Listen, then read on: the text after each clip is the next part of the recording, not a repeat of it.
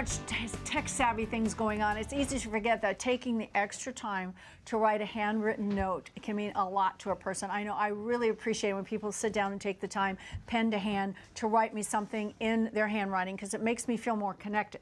I don't know about you, but I just love it. Well, this struck a chord with so many people, and we got a lot of questions that people sent in. Let's start with Christina Dondo. Wants to know, what is an acceptable amount to write in the card? I never know if I'm making it too short and sweet, or writing on and on and on and on. No, short and sweet is absolutely fine. 2-3 sentences is great, and you always make sure to recognize what it is that they sent. If they sent you, let's say, a teapot, thank you so much for the teapot. I really love using it. I wish you a Merry Christmas, Happy New Year, whatever. Just make it short and to the point, but make sure that you recognize what it is that they sent, and just sign it. Love, Christina, Mark, Ken, whatever.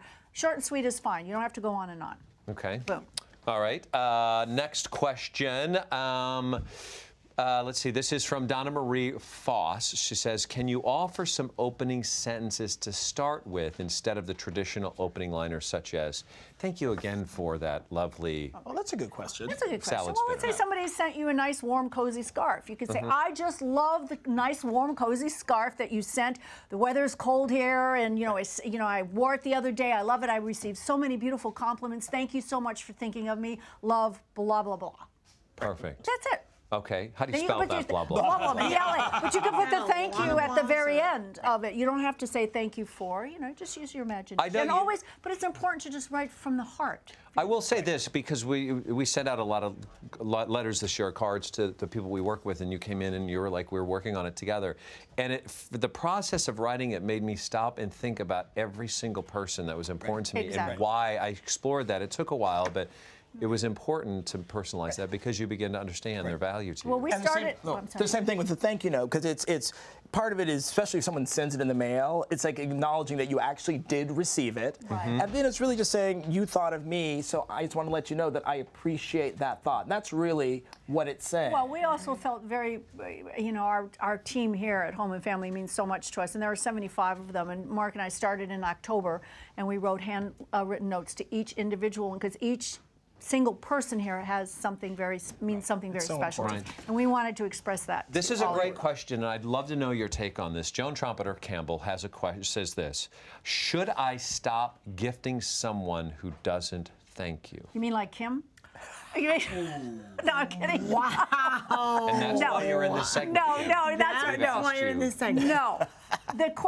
No, you should not. But what you can do is call the person, say, Kim, I just wanted to know, did you receive the scarf that I sent you for Christmas? I heard nothing from you. No, I wouldn't say that, because I was just worried. I want to make sure that you got it, and then you can either, say, oh my gosh, yes, I did, and lie and say that it's in the mail, or you could, just to gently remind you of it. But I wouldn't stop getting her something, because she's very important to me, and we're very good. Not that she did, by the way, but the people that I do buy You're not sending the gift to get a thank you. No, I'm not sending, but it's nice to be acknowledged. But I wouldn't stop buying a present for somebody because they didn't take the time and send a thank you. Okay. Wouldn't do that. All right. Okay. That's all the questions that were sent in. We're going to take it to the next level. I just wanted to show you, too, there are so many beautiful cards out that have the sentiment, exactly what you want to say, along with a personalized note. But I also like to make my own, and I also save a lot of my thank you notes, and I save the ones that are really near and dear, especially like I know your father passed away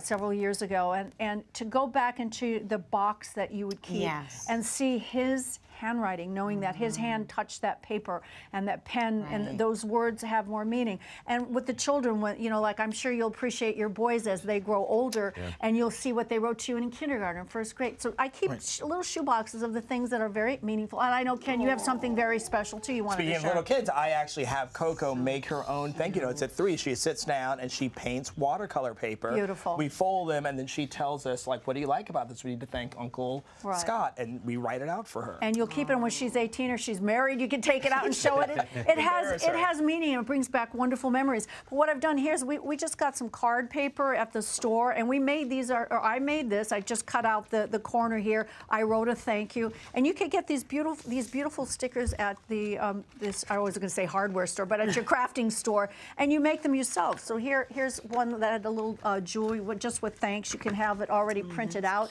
if you like, and you can hand make these yourself. And And I also have one here for some very special people. And this card says, to our home and family viewers. Oh. Thank you for allowing us to come into your home every day. We wish you love and many blessings in the new year. I signed the date, and it says from Mark and Christina and the whole family. So this is to you, and this is your thank you note to say thank you, for all that you give us every day. Another lost art, actually, and I found this out the hard way.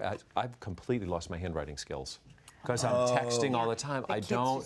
Seeing your handwriting, because I know you wrote thank you. It is beautiful penmanship, and that is.